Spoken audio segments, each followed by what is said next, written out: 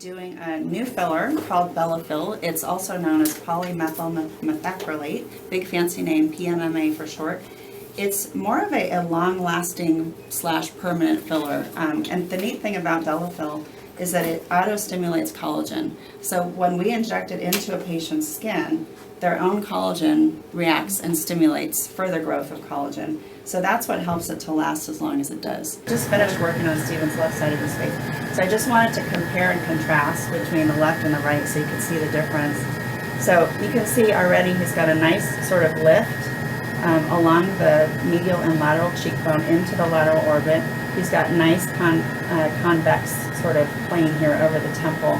Whereas over here you can see he's still just got a little bit of loss of volume at the lateral orbit and in the temple. We also worked right under his zygomatic arch, the cheekbone on the left hand side, and you can see he's got this really nice little bit of fullness there, as well as a nice little upturn at the corners of the mouth because we worked superior to that in revolumizing the nasolabial fold. We're going to start with the temples here. And when we do the temple, we go fairly deep into the skin. Little stick here. I'm going to kind of distract his skin just a little bit as we get in there.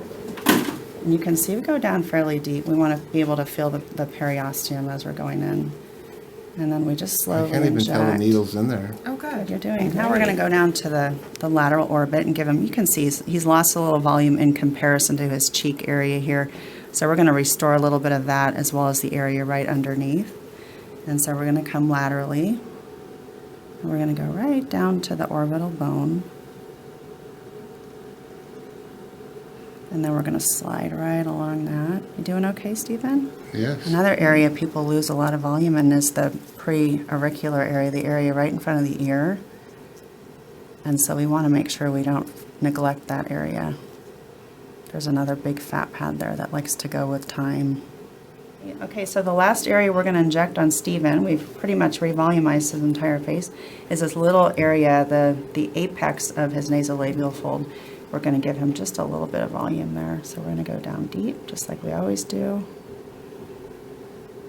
And then as we're injecting, we're gradually kind of fanning the product so it lays nicely underneath, giving him a little bit of a lift at the corners of the mouth.